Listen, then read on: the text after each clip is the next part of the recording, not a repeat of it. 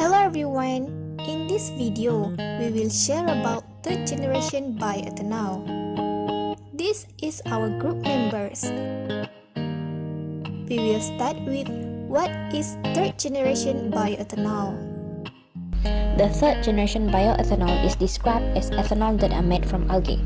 The algal biomass has a distinctive growth yield as compared to classical lignocellulosic biomass.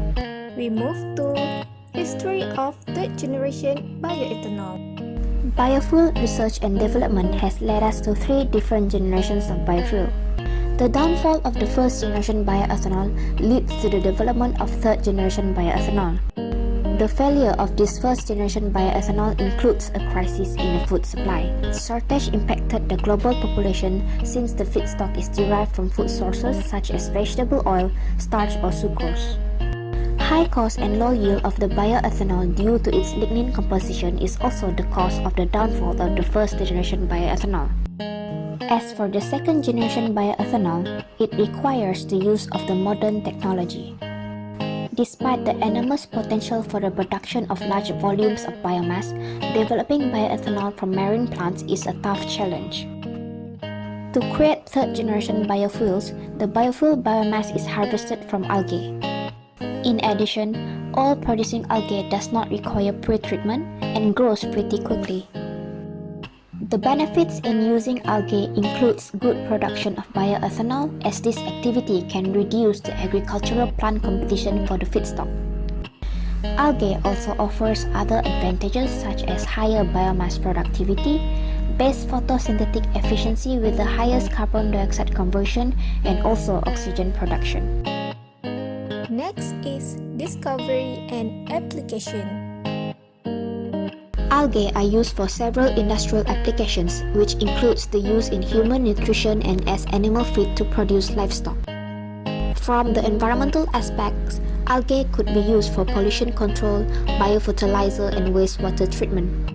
During the mid-1980s, scientists explored the microalgae as the feedstock for bioethanol production, and their discovery proves that the oil yield in algal biomass is higher when compared to oilseed crops that is converted into bioethanol. Let me see what is specific condition for bioethanol production. Bioethanol production requires specific conditions that must be met. Firstly, the culture must be in low maintenance. Secondly, the bioethanol should be able to grow in wastewaters, non-potable water, or water that is unsuitable for agriculture. Next, the sterility is easier to maintain with the absence of agitator shaft. And lastly, the bioethanol production is conducted on a large vessel where the pressure at the bottom increases with oxygen solubility. There are 5 processes in the production of the third generation bioethanol. Algae culture. Algae can be cultivated 10 times faster than sugarcane in both closed systems like photobioreactor or open systems such as ponds. This is due to its phototrophic characteristics in converting carbon dioxide to nutrients such as carbohydrates. It is more preferable to use photobioreactors because they contain high amount of photosynthetic efficiency, thus enhancing the biomass yield.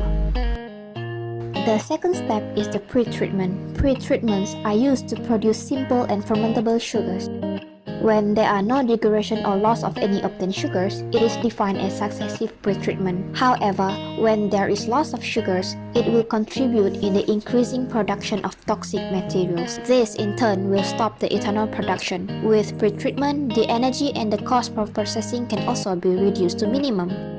The third step, which is the hydrolysis, as an important step for purification and distillation of ethanol produced in a pretreatment step. Enzymes are used to convert sugar from starch. High amount of effective enzymes are used to produce a more profitable process in which marine algae act as a substrate for a more efficient bioethanol production. The absence of lignin or small amounts of lignin in the structure of marine algae has helped to simplify this hydrolysis stage. The second last step is the fermentation process. This process is the conversion of sugars to ethanol via microbial fermentation. The cell wall of the marine algae adhere with the hemicellulose and cellulose that act as a reservoir for polysaccharides and starch for bioethanol production. Those two components, hemicellulose and cellulose, are made from sugar.